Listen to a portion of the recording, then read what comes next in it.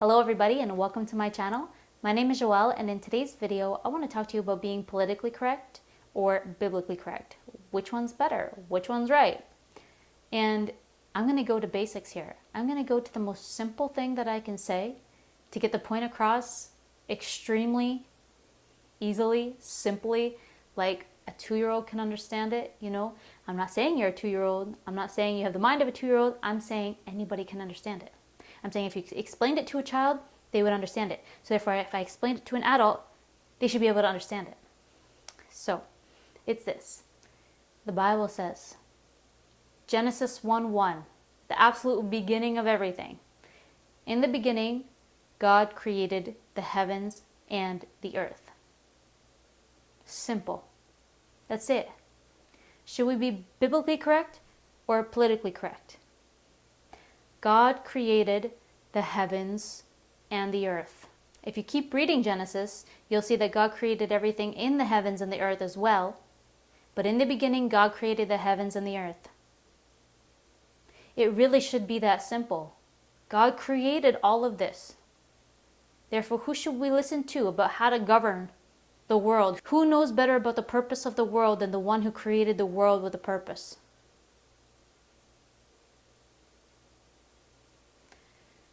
So my stance is I much rather be biblically correct than politically correct. Because people are sinful. People are unrighteous.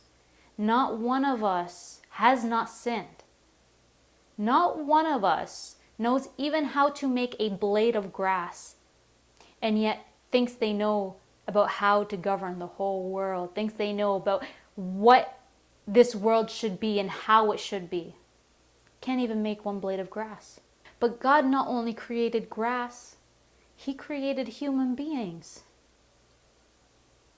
He created the grass with a purpose. He created the trees, the flowers, the birds, all the animals, the fish in the sea. He created everything with a purpose, and He created human beings with a purpose. Now the thing with human beings is we have this thing called free will and this brain, this amazing tool that we can think and do and create and all kinds of things because we were created in the image of God. And because we were created in the image of God, we have all these amazing qualities that we can also create and do these kind of things that allow us to be of service to people. We can really show love in action. But the thing is with this free will, the thing is that we have the ability to choose what is right and what is wrong. So God needed to give us a list of rules, of laws to abide by in order for us to flourish and thrive as human beings, for us to get along in community, for us to have a good society without evil. He created all of that, and He gave us those rules, those laws, those commandments. So God knows the exact perfect way how to govern people, because He created people and He's God, so He would know everything. He would know the best way of everything, how to do everything just perfectly. He is the standard of perfection. So people, when they look to God and they look to His laws and His commandments and look to His word to walk in the way of righteousness and goodness, their lives flourish with that word. But to do that in this day and age is really actually so rebellious. Because the Bible tells us that our minds do not like God's law, and that our hearts are deceitful above all things. Therefore, God knows, He's already told us that our mind does not like His law and that our hearts are deceitful, meaning that our feelings will lead us astray. Our feelings, because so many people want to lead with their feelings and not with truth, are led astray. And they're being deceived by their feelings. God has already told us that this happens. It's not guessing. There's no guessing. If you've read the Bible, you know that the nature of man, God already knows it. He's already laid it there in black and white. We already know. And how to overcome those things, we know. If you read the Bible, we know. And so people are now governing people without looking to the standard of perfection on how to govern. And people, because they're not perfect, because they're impure, because they sin, and because they are actually the creation and not the creator, they don't know the purpose. They don't know how to govern perfectly. They don't know how society ought to work. And so there's so many ideas in politics and so many man-made thoughts that they think that, oh, this will work and this will work because of X, Y, and Z. And we see that it really doesn't work. We see that if people try to use their own minds to try to govern people, it doesn't work, and it ends up in chaos and destruction and the dividing of society.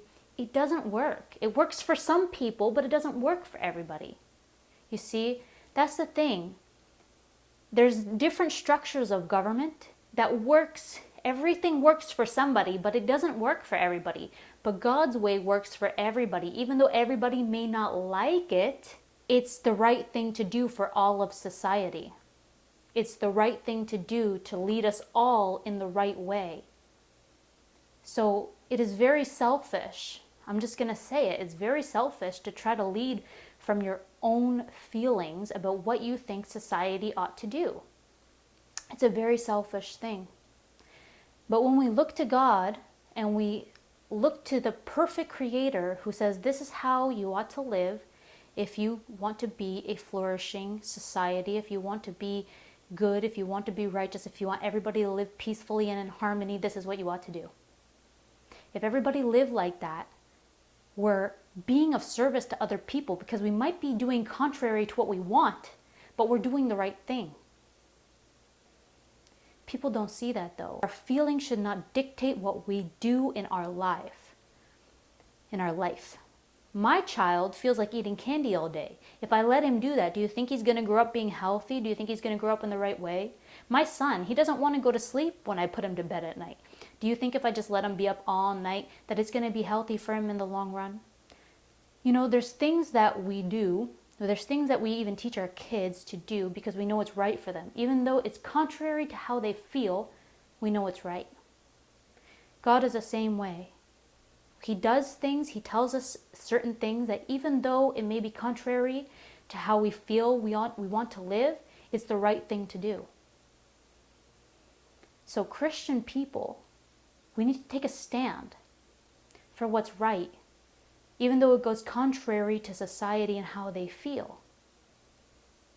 Because, you know, it's right. There doesn't need to be more explanation than that. It's right. We should always look to do the right thing. It is the most unselfish thing to do.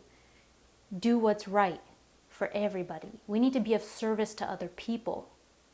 And to be of service to other people is to do what's right regardless of how we feel. And the only way to do that is to follow perfection, to live up to the standard of perfection that God is.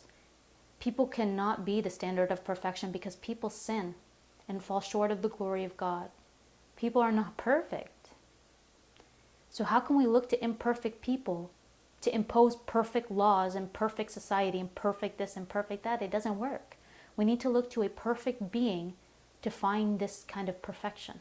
And that can only be found in God. So that's why I take a stand on being biblically correct rather than being politically correct. It's not that I don't care about the people in the world. I do care. And that's why I'd rather be biblically correct. And you know what? Something that God calls us to do as believers, as Christians, is to love one another. Love may not always be convenient. Love may not always be easy. Love is not a feeling, it's a choice we make. Love is a choice we make. That's why you see so many divorces and stuff. Oh, I don't feel in love with this person anymore. Well, you're not supposed to live by your feelings. You're supposed to live by your choice to love. I'm not saying that we should be in destructive, abusive relationships and stuff like that. Sexual morality. Oh, your husband's going and cheating on you and you stay with him. No, that's not what I'm saying. I'm saying that, oh, just because you feel like you fall out of love with somebody, just because we feel like something in the world, just because we feel like doing something in society, just because I feel like doing drugs, just because I feel like murdering somebody, just because I feel like stealing, doesn't make it right. Feelings don't dictate truth. Feelings are deceitful. The heart is deceitful above all things. Feelings are deceitful. We should not be living by feelings. We should be living by truth, by law, by the commandments of God. Jesus said he did not come to abolish the law, but to fulfill it. Just because you're under grace does not mean that you have a free ticket to go do X, Y, and Z and be a terrible person because, oh, God will forgive you when judgment comes because you believe in Jesus. No. If you actually believe in God, which Jesus said his first commandment was to love God with all your heart, your soul, and your mind. If you love God, you obey God. So if you're not doing those things, if we're not doing those things as a society, if we're not following the law, if we're walking contrary to our own purpose, we're going to see the world exactly how we're seeing the world. Destruction, chaos, confusion, so many things. So that's everything that I want to say today. Biblically correct over politically correct. And I hope you have a wonderful, awesome day. And I'll see you again next time. Bye.